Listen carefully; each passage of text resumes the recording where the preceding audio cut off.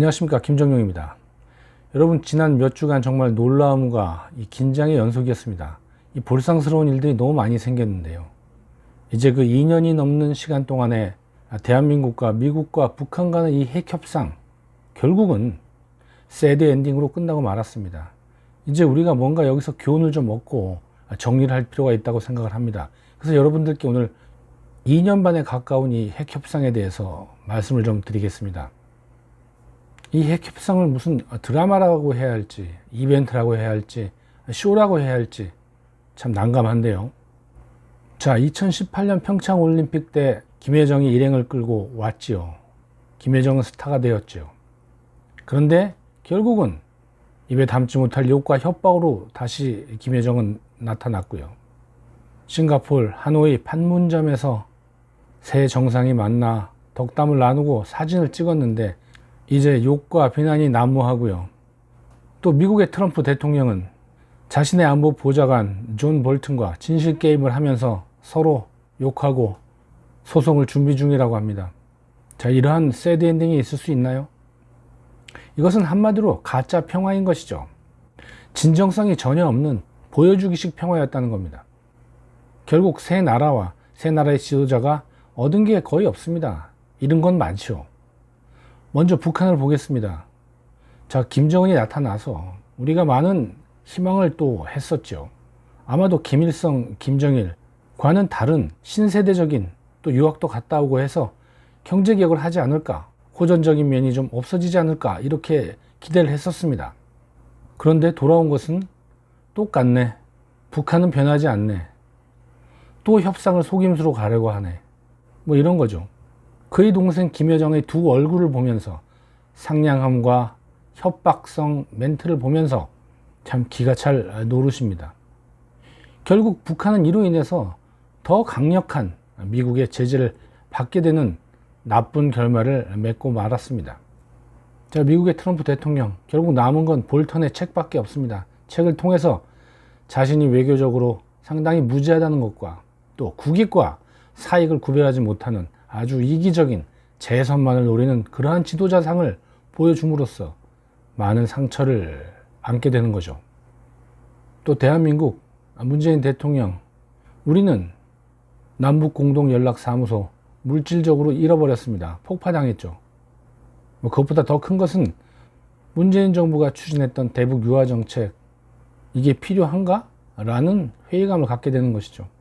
또 북한은 변한 게 없다라는, 또 미국에게는 북한의 비핵화에는 관심이 없는 북한 친화적인 미국의 불편한 파트너라는 인식만 심어주고 만 거죠.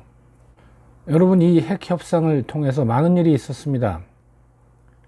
김여정이 평창에 와서 같이 개회식을 보았다든가, 또 판문점에서 문재인 대통령과 김정은이 서로 회담을 하고, 또 백두산에서 서로 손을 맞잡기도 하고요.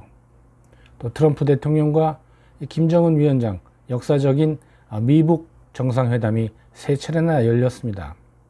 하지만 또 볼턴의 책에 의하면 문재인 대통령이 끼이는 걸 서로, 미국과 북한 서로 원치 않았다, 이런 얘기도 있고요. 남한과 북한 간에 한 라인이 있지만 김정은 그 근처에 가지도 않는다, 뭐 이러한 얘기도 돌았고요. 옥류관 주방장이 한 얘기도 생각이 나고요. 또 북한이 만든 볼상사나운 삐라도 생각이 납니다. 역시 남북공동연락사무소 폭파도 생각이 나고요. 자, 이러한 것들이 혼재되어 있기 때문에 여러분 굉장히 혼란스럽고 도대체 이걸 어떻게 정리해야 할까, 이런 생각이 드실 겁니다. 자, 이런 것들은 다 표피적인 것이고요. 이번 핵협상을 통해서 우리가 거스를 수 없는 팩트가 있습니다. 그 팩트를 한번 짚어보겠습니다. 자, 미국 입장에서의 팩트는 뭔가요? 미국은 북한 비핵화가 대북 정책의 최우선 순위에 있다. 이것이 팩트입니다. 그럼 왜 미국은 이렇게 북한의 비핵화에 목을 매는 것일까? 여러 가지 이유가 있을 수 있지만 미국은 북한의 비핵화를 통해서 핵을 많은 나라들이 갖지 못하게, 그래야 자신들의 우월적 지위를 가질 수 있지 않겠습니까?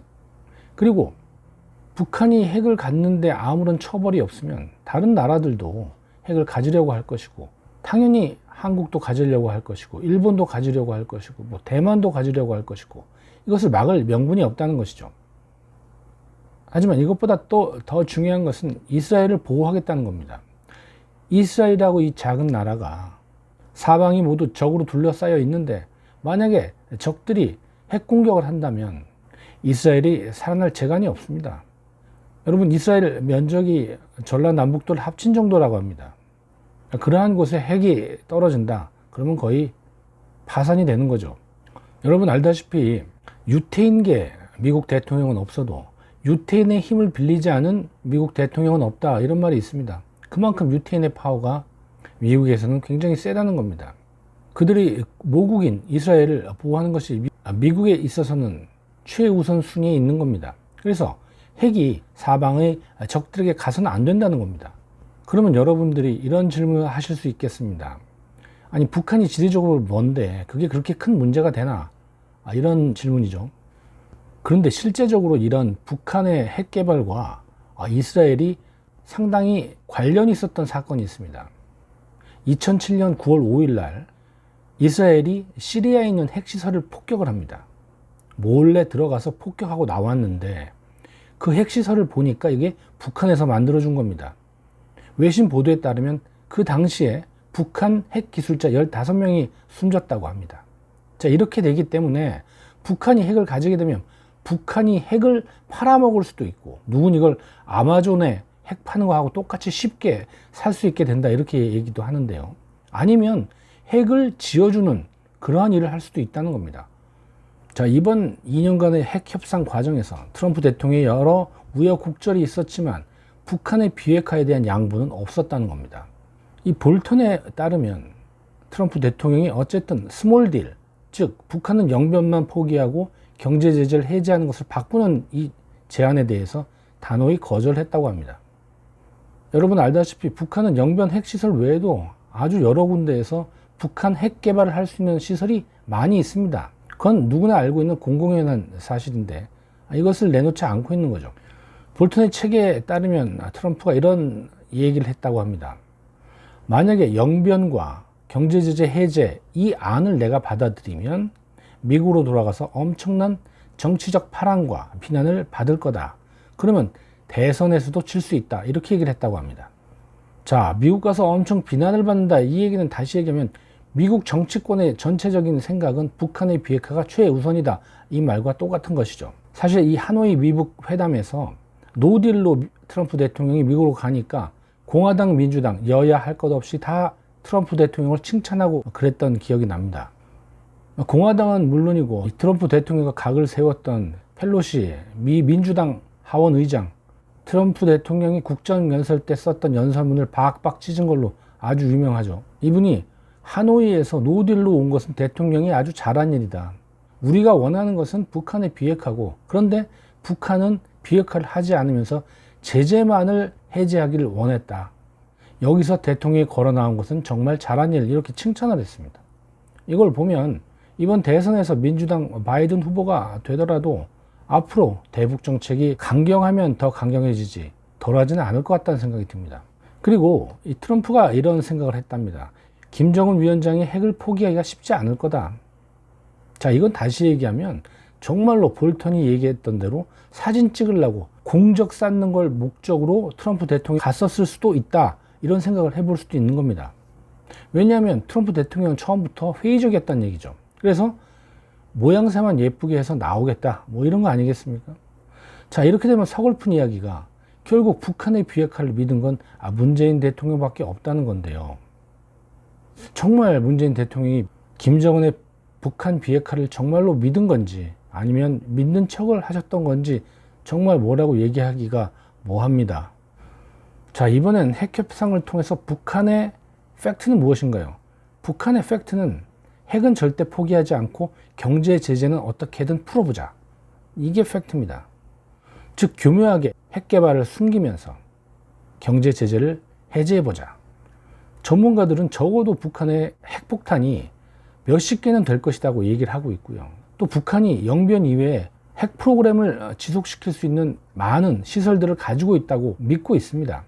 하지만 북한의 김정은이 내놓은 협상 카드는 영변 핵시설을 포기하고 그 대신에 경제 제재를 해제해 달라는 거였습니다.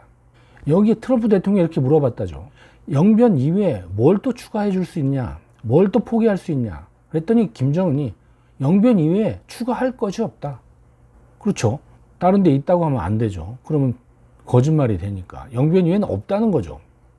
자, 이것이 결국은 미국과 북한 간의 핵 협상이 실패로 끝난 이유이기도, 근본적인 이유이기도 합니다만, 이 북한이 얘기하는 이 한반도의 비핵화, 그들은 이걸 조선반도의 비핵화라고 명명을 하는데, 조선반도의 비핵화는 우리와 개념이 전혀 다릅니다. 일단 북한이 뭘 포기하는 거에 대한 정의가 거의 없습니다. 그 대신에 한반도, 이 조선반도 내에서 북한을 괴롭히고 있는 미국의 괌이나 하와이, 여기에 있는 전략자산, 북한을 폭격할 수 있는 전략자산을 없애야 한다. 그것도 포함시키자는 거죠. 여기에 미국이 제공하고 있는 한국에 대한 해구산도 포기해야 된다.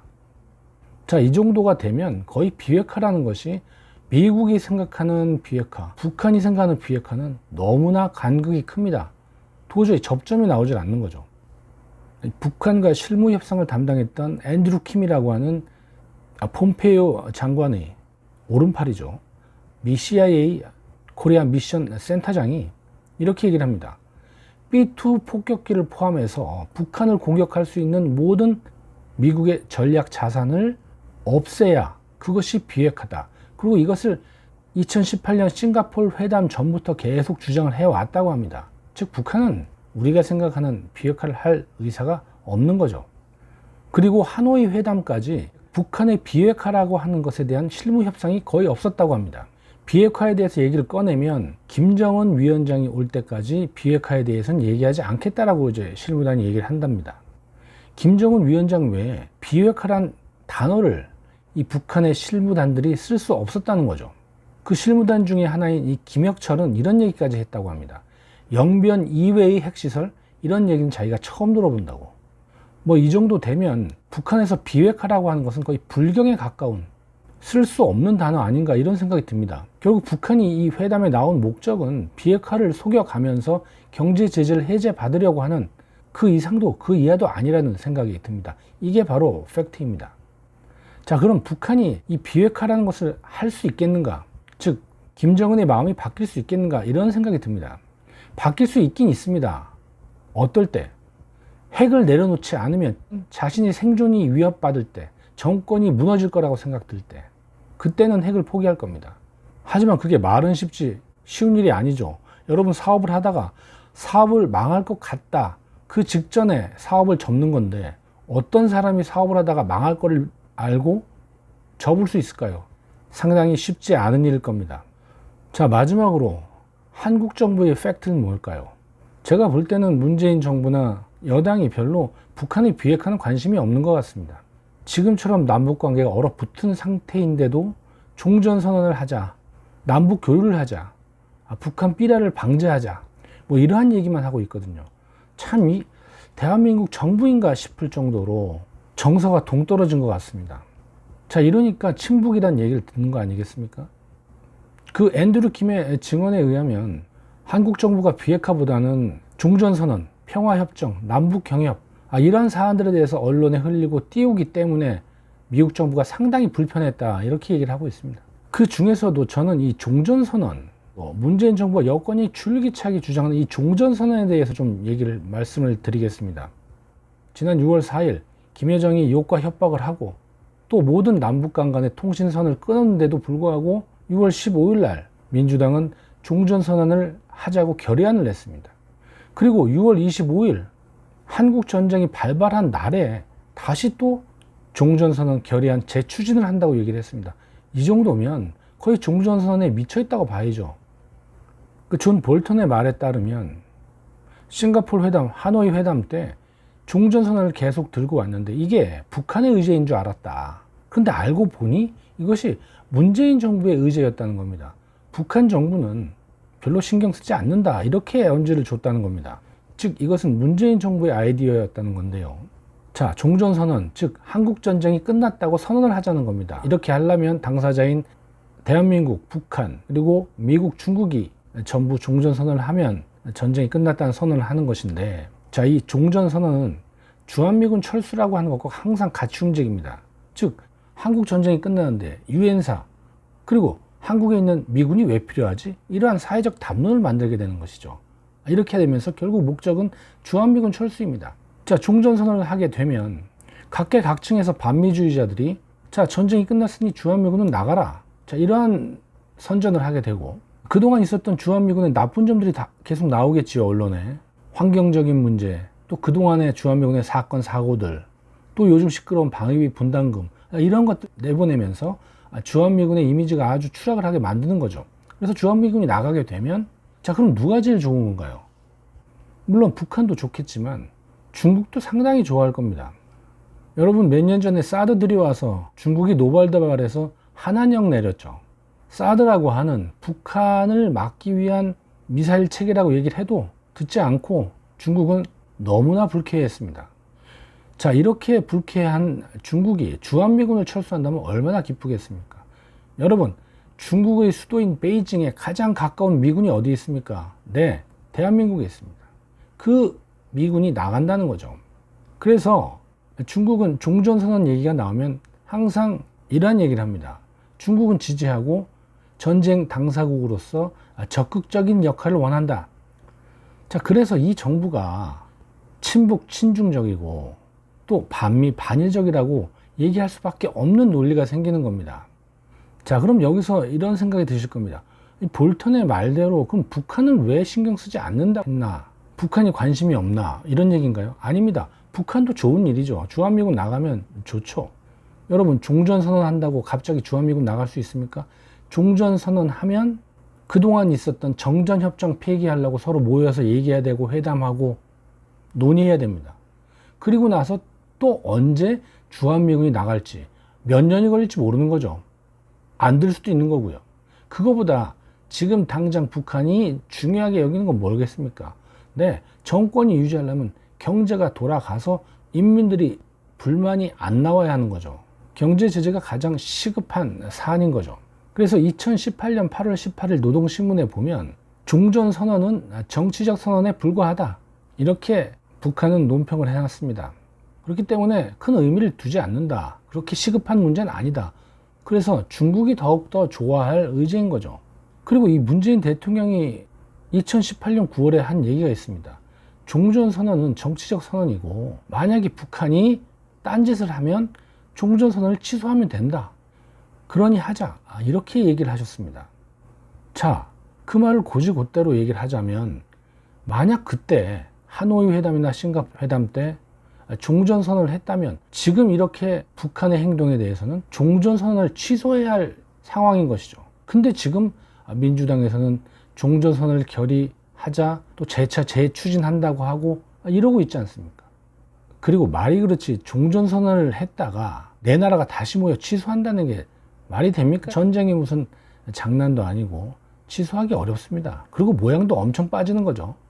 6월 25일 날 이 종전선언을 재추진하자는 것은 정말 호국 영령들에게 뭐라고 얘기해야 할지 참 답답합니다. 즉 얼마나 이 종전선언을 원하면 이럴까 이런 생각밖에 안 드는데요. 여러분, 주한미군 철수하면 경제나 뭐 안보나 외환이나 투자 이런 거 좋아지나요? 아니면 나빠지나요? 이걸 누가 좋아합니까? 자, 오늘은 여기까지 하겠습니다. 들어주셔서 감사합니다.